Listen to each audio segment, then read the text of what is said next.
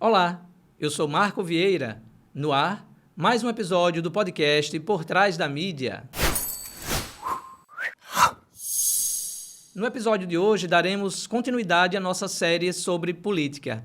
No episódio anterior, eu entrevistei Ricardo Rous, que é o autor do Manual Básico para o Cidadão Não Ser Enganado por Políticos. Esse episódio está disponível nas principais plataformas de áudio e também em nosso canal no YouTube. Dê uma conferida lá que foi muito legal. E hoje tenho o prazer de receber aqui no estúdio o senador Alessandro Vieira. O senador também é candidato ao governo do estado de Sergipe. Senador, muito obrigado pela sua participação aqui em nosso podcast. Muito obrigado pelo espaço, pelo convite, um prazer estar com vocês. E eu vou começar fazendo a minha primeira pergunta, que aqui assim, chegou já é sabatinado, né? A gente tem diversas, essa coisa da ideologia, de posicionamentos de esquerda, de direita, de centro, enfim, extremismo de uma ponta à outra, né? E eu queria saber do senhor, a política brasileira é muito complexa para alguém se intitular somente de direita ou de esquerda? São definições políticas, na minha visão, bastante defasadas, né? É muito mais interessante, como eu tento trabalhar, você se dedicar a pautas, né? Discutir projeto por projeto, ideia por ideia, tentando fazer aquilo que mais funciona para a população. No ideário clássico, você vai ter a direita preocupada com segurança, com estabilidade fiscal, e a esquerda preocupada com inclusão social. Vamos dar esses exemplos. Mas, na verdade, hoje a gente já avançou o suficiente para saber que é preciso misturar esses conceitos. Eu só tenho inclusão social com estabilidade fiscal, por exemplo. E a segurança pública atende a todas as camadas quando ela é feita de forma democrática. Acho que é mais importante deixar essa discussão que, infelizmente, polariza o Brasil para os ambientes de mesa de bar e grupo de WhatsApp, e na vida real, no trabalho, a gente dá as mãos para quem quiser fazer um trabalho sério. É porque realmente, como eu falei, é muito complexo, né? Não tem como você se definir, acredito eu, não fiz a pergunta, mas essa é a minha opinião agora, de definir só por um desses termos, né? Porque em algum momento, quem está lá no Congresso, pelos acompanhamentos que eu faço da mídia e também do posicionamento de alguns políticos, assim como o senhor, que em algum momento vai ter que votar junto com a esquerda ou com a direita em defesa dessas questões que são mais importantes para a população, né? A gente vive hoje num momento aqui, senador, no Brasil, que o senhor bem acompanha lá dentro em Brasília, né, de muito caos assim, em diversos setores. Nós temos vacinação infantil abaixo da média mundial, nós temos desmatamento recorde atrás de recorde, e que afeta todo mundo, né? O pessoal acha que é só tirar uma árvore e pegar um minério, mas não é, porque aquela árvore não plantada e devastada daquela terra afeta de alguma forma todo o planeta, já que está todo mundo ligado. Nós temos um movimento no Congresso também de maus políticos que tenta legalizar o que é ilegal também.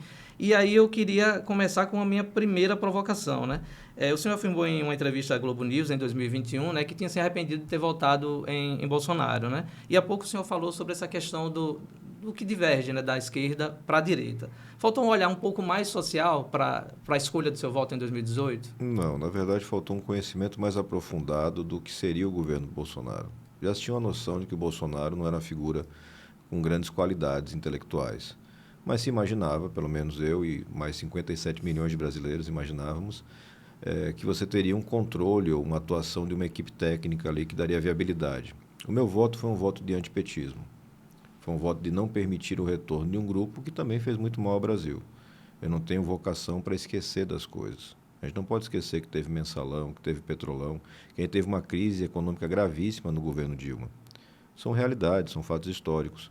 E naquele momento, a maior parte dos brasileiros optou por uma mudança. Quando eu falo do arrependimento, e uso essa expressão com toda a transparência sempre, é porque o governo Bolsonaro surpreendeu no nível de problemas. Talvez pela necessidade de mais qualificação que a pandemia colocou, Bolsonaro se mostrou uma figura lamentável. Temos problemas econômicos, sociais, um desastre cultural, um desastre na educação. Isso tudo é muito negativo. Isso não significa, para mim, um desejo de um retorno ao projeto que já não teve meu voto lá no passado. Mas, sem dúvida, um esforço para você apresentar uma alternativa, uma terceira via. O Brasil não pode ficar preso numa polarização que é absolutamente de personalidades, populista, baixa, sem nenhum tipo de discussão ou proposta.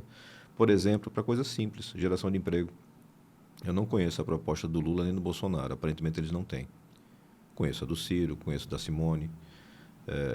É impressionante como a gente conseguiu ser capturado por egos, por personalidades magnéticas que polarizaram e que afastam qualquer necessidade de discutir coisa séria.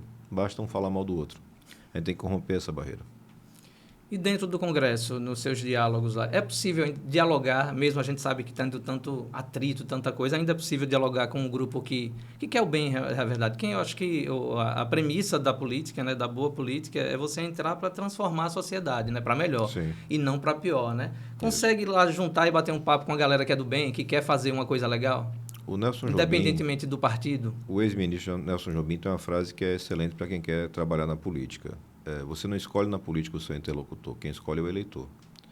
Então, todos que estão no Congresso são interlocutores, você tem que interagir com eles. Você não consegue aprovar nada sem maioria, você não consegue evitar a aprovação de uma coisa ruim sem maioria. E até, voltando para a sua primeira provocação, eu convido a dar uma olhada nas votações que envolvem PSOL e Novo na Câmara dos Deputados. Em várias pautas, são os partidos que saem em defesa do cidadão. Economicamente, do ponto de vista ideológico, são extremos opostos. Mas no ponto em que se conectam, de defesa, por exemplo, do combate à corrupção, estão juntos. A gente tem que romper essas barreiras. Tudo aquilo que eu fiz ao longo do mandato foi sempre conversando com todos.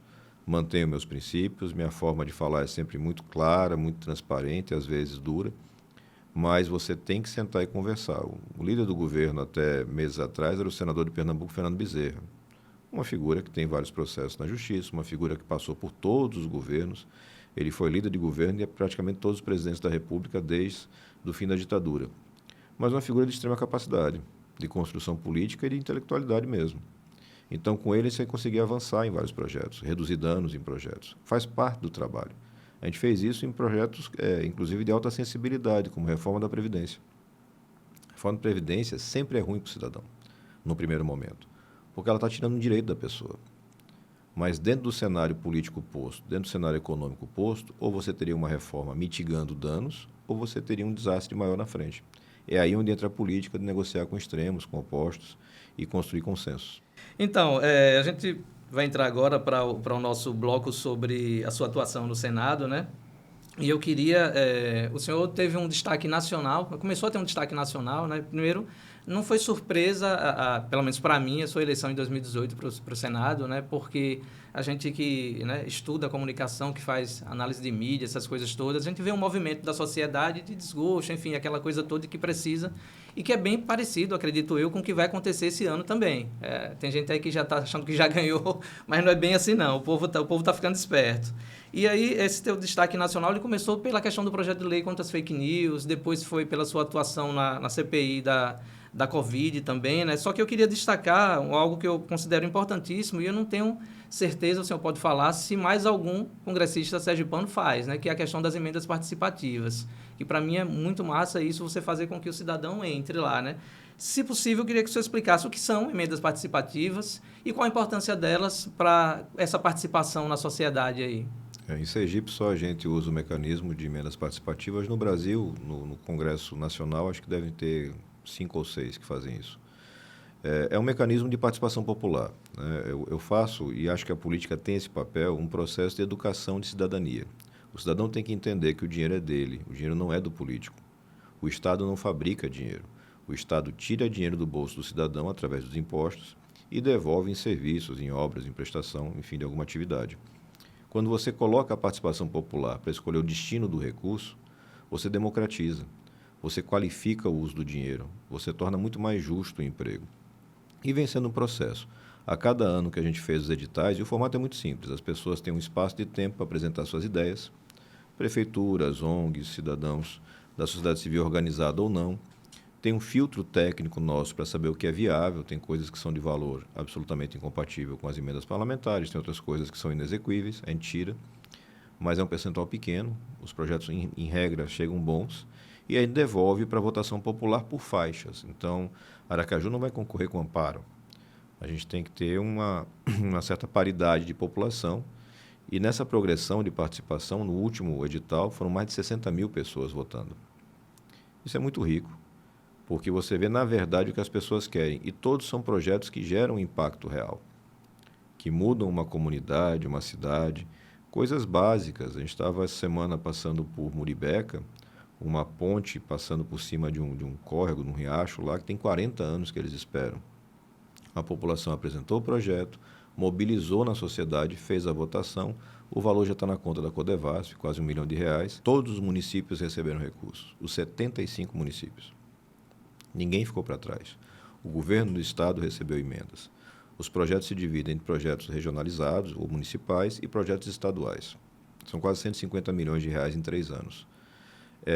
Talvez o maior ponto de impacto da atuação parlamentar e de bancada vai estar visto ali no Hospital do Câncer, em Lagarto, que é um retrato completo daquilo que não se deve fazer na política, quando você olha, por exemplo, de Aracaju, um Hospital do Câncer que nunca saiu do chão, e você vai para Lagarto e você vê em 2 anos a obra pronta.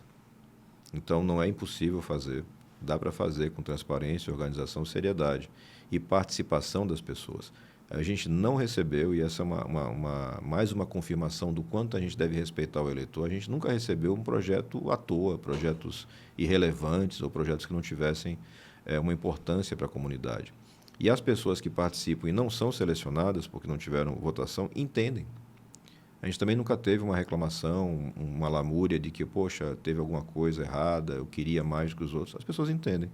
Olha, aquele município se mobilizou mais, recebeu, esse menos. E no ano seguinte você vê o outro aprendendo como é que faz a mobilização e correndo atrás. E a gente faz oficinas para explicar como é que você mobiliza, quais são os mecanismos. Até mesmo a elaboração do projeto, né? Participação popular. A nossa equipe, durante todo o mandato, se colocou à disposição da sociedade civil e das prefeituras para ajudar a qualificar projetos. Existem recursos. Nós não temos uma dificuldade de recursos em si. A gente tem uma dificuldade muito grande de destinação, de priorização. E eu entendo que o orçamento participativo começou com as emendas, foi um excelente teste, mas depois com o orçamento do Estado é uma ferramenta fundamental para a mudança de realidade dos sergipanos. Bom, eu acompanho e realmente é importante. Seria muito bom se os outros, né, deputados, né, e senadora pudesse, né, copiar isso aí, né? O que é bom se copia, né, e aplicar principalmente aqui no estado, que muito mais pessoas iriam ganhar. Senador, eu vi que o senhor foi bem avaliado ano passado pelo Congresso em Foco. Acho que ficou em 6º, salvo engano, na classificação geral, né, de participação, enfim, de ações no Senado. E também teve, acho que em 3º, foi 2º na questão da sustentabilidade, né, e meio ambiente e tal. Eu tenho acompanhado, né, eu sigo lá o Twitter do delegado Alexandre Saraiva, né, que é um ferrenho combatente das coisas ruins, e ainda bem que a gente tem ele lá que dá a cara a tapa para isso também. E assim, ele dá nome aos bois, a questão né, de quem é envolvido com crime, né, que está lá no Congresso atuando e tudo mais. A gente sabe que, como eu falei no início, que o momento realmente é bem pesado de ameaças e de crime mesmo, de ameaça contra até a vida. Tivemos um juiz, né, que foi perseguido, né, recentemente, inclusive, né? Já teve algum tipo de ameaça pela sua atitude, já que o senhor é um delegado, é da área do direito também, por a sua atuação, assim, enfática nessa defesa, nessa luta contra a corrupção? Sim, a gente tinha ameaças aqui na realidade sergipana, como delegado de polícia, acontecia, e agora como político é mais intenso, né? Tanto aquela coisa solta de internet, mas principalmente dos grupos que se sentem ameaçados por uma atuação política séria. Veja, aqui como delegado de polícia, comandando a Polícia Civil, dando apoio para a equipe que era liderada pela delegada Daniele, a gente recuperou em torno de R$200 milhões para os cofres públicos. Lá, como senador, a gente já conseguiu bloquear mais de R$8 bilhões em dinheiro que seria desviado ou desperdiçado. Só numa licitação, para você ter uma ideia, só na licitação de ônibus escolares, uma intervenção nossa fez com que o preço caísse em 24 horas em R$500 bilhão. Então, quem perde um lucro, uma propina de R$500 bilhão, normalmente não fica muito feliz. Né? Normalmente não. Mas é a coisa da missão e da necessidade. A gente tem que enfrentar isso. Se a gente não enfrentar isso, a gente não muda nada. A gente só muda a fachada, a gente muda a carinha que vai estar fazendo ali o discurso, mas por trás existe todo um sistema que a gente tem que enfrentar para ter uma mudança verdadeira no Brasil e aqui em Sergipe. A realidade é a mesma, só muda a escala. O portal G1 divulgou recentemente que o governador Belivaldo Chagas é o 3º do Nordeste mais bem avaliado, assim como o senhor foi bem avaliado ano passado, só que dessa vez no tocante ao cumprimento de promessas de campanha. Eu queria perguntar ao senhor se esse é um bom parâmetro para avaliar uma gestão ou passa além disso uma boa gestão, além dessas promessas de campanha? Não, boa gestão ela tem que ter vários indicadores transparentes e claros para a população ir acompanhando a todo instante. Você não pode ter simplesmente uma matéria de jornal que não tem necessariamente o conteúdo e o acesso aos dados. Sergipe é o estado menos transparente do Brasil, um dos mais. Acho que deve ser o 25º pior no ranking, para ser justo e correto. Belivaldo, de 27 promessas, cumpriu 13. As 13 não são completamente, várias delas parcialmente. Isso não é um resultado que a pessoa possa bater no peito e O seu ficar dado orgulhoso. diverge com o que eles apontam aqui, né? De acordo com o G1, né? No jornalismo a gente sempre tem que apontar a fonte, né? De acordo com o G1, foram 70% que ele já aprovou no caso de... Eles contam um parcialmente cumprido, que a gente está aqui em Sergipe e vê que não tem nada disso. Né? Meia ponta e não rola, né? Tem que ser a ponta completa, eu né? não conheço um meio atendimento, meia inclusão social, isso aí não existe. E o que o senhor pretende, né, como pré-candidato a governador, né, caso seja eleito futuramente, assim, de medidas realmente eficazes que possam trazer um desenvolvimento para o nosso estado? A gente defende, antes de qualquer coisa, um choque de honestidade em Sergipe. Você tem que dar transparência total para as coisas, confiar na população para que ela, tendo acesso aos dados, colabore na construção. O que a gente vê hoje em Sergipe é uma casta, é a mesma elite que está aí há 20, 25 anos. E muda de vez em quando o nome que aparece na TV, a carinha que aparece. Nesse momento, a gente tem 2 candidatos governistas tentando os 2 fingir que não são governistas, que são Fábio e Rogério. A mesma forma de atuar, o mesmo grupo, estão juntos há 20 anos, ocupando cargos na administração. Essa forma de atuar bloqueia o acesso da população. Eles ficam sem saber o que acontece. Então, dá uma transparência total, fazer auditoria de contratos, contratações que são feitas pelo Estado, entender quais são os furos, e eles são muitos, e tapar esses furos, e, ao mesmo tempo, em paralelo, investir em cima daquilo que mais aflige os sergipanos. Nós temos um problema de geração de emprego e renda muito forte.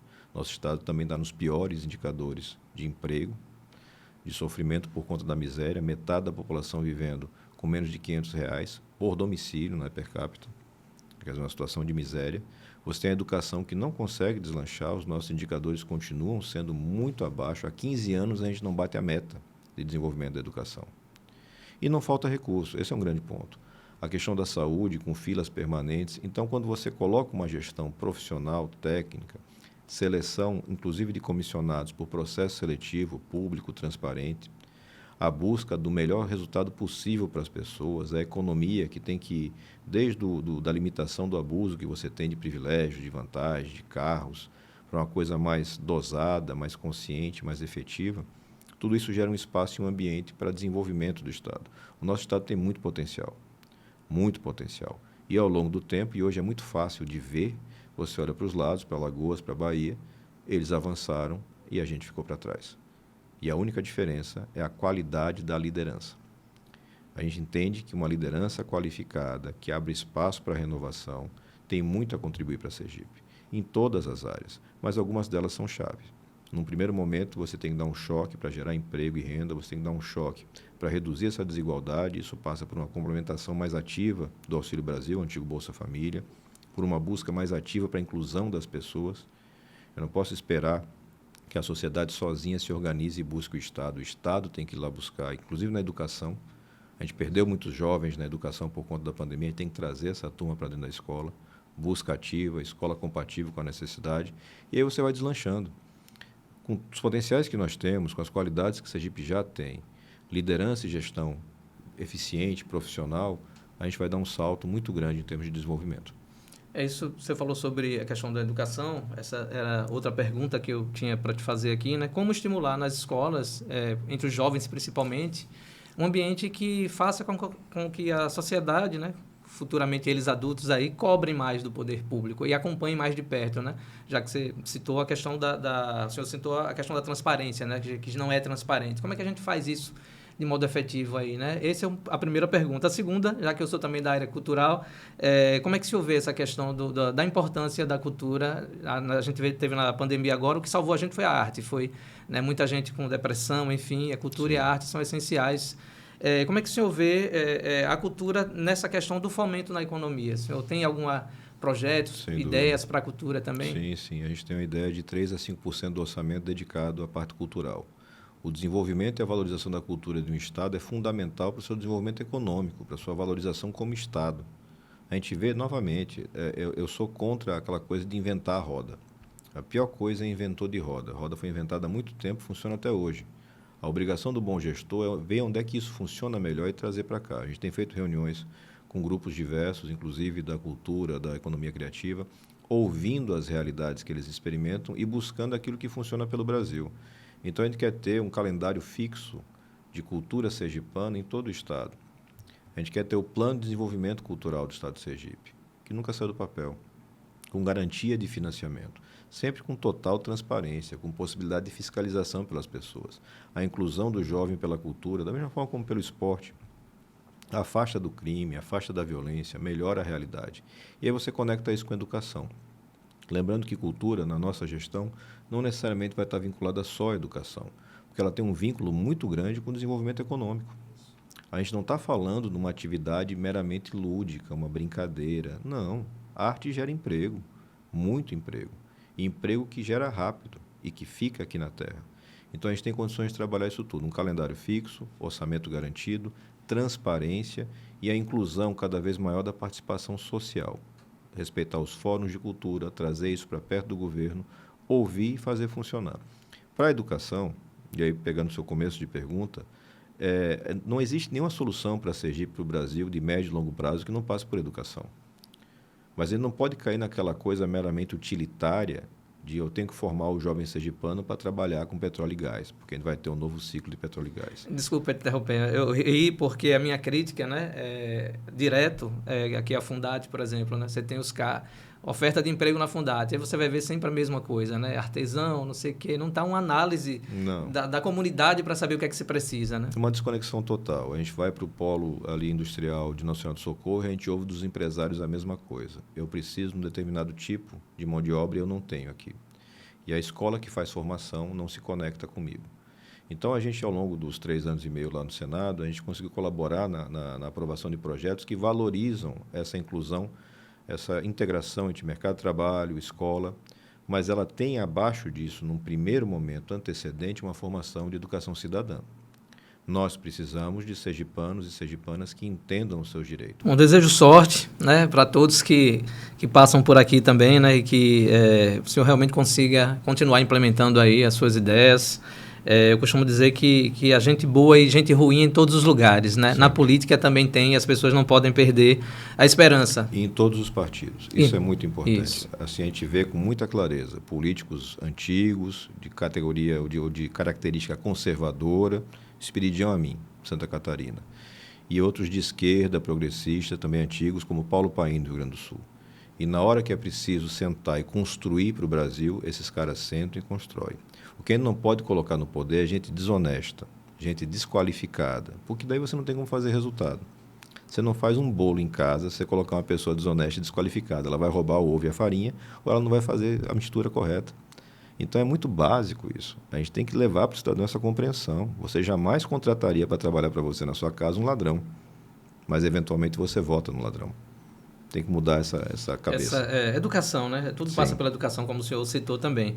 Só para finalizar, senador, é bem rápido aqui, porque podcast não pode ser muito demorado, senão a galera fica agoniada e vai-se embora, né? E a gente não consegue segurar a audiência. O podcast Por Trás da Mídia tem atividade, tem 2 anos, é uma ideia minha, né? Eu sou jornalista de formação, e percebi que faltava um espaço independente para que a gente fosse mais plural, abordasse temas. Aqui a gente já falou sobre puerpério, falamos sobre descriminalização da maconha, que eu sei que a galera conservadora é contra, né? Mas eu acho que é importante discutir isso.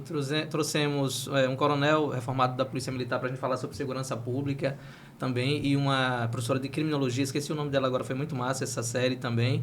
Recentemente tivemos 2 matérias classificadas para o Prêmio Sebrae de Jornalismo, uma matéria sobre empreendedorismo feminino e outra sobre a pesca no Brasil. Então, aqui eu tenho a liberdade para falar sobre o que eu quiser, trazer quem eu quero, né, e sem ninguém me podar, né? Então, a galera me conhece mais aqui de Sergipe, mais pela área da fotografia, mas eu sou jornalista de formação, escrevo. Enfim, lancei livro em 2019, fui assessor do atual governador até 2020, quando vi também que eu disse, olha, não dá para ficar indignado com o que está acontecendo no país e sem dar cara a tapa. Isso. E aí larguei o emprego, agradeci e fui me pré-candidatar a vereador. Muito bom. Tive 280 votos, 279 votos, né? Recebi R$2.000 do meu partido para fazer minha campanha. Foi o que abriu as portas e eu fui lá fazer, tá? Hoje eu estou na rede. E contente com o papo que eu tenho tido com a galera lá. É um partido, né? Então, de gente honesta aí. Eu acho que não posso deixar a gente, como cidadão, não pode deixar de ter essa atuação política também e manifestar as coisas que a gente acredita, né? Só para finalizar, tem muita gente com medo aí de ter um rompimento aí democrático, um golpe de fato caso o Bolsonaro, junto com parte aí das Forças Armadas consigam, né? Tem gente temerosa e tem gente achando que é muita falácia. Qual é a opinião do senhor em relação a isso?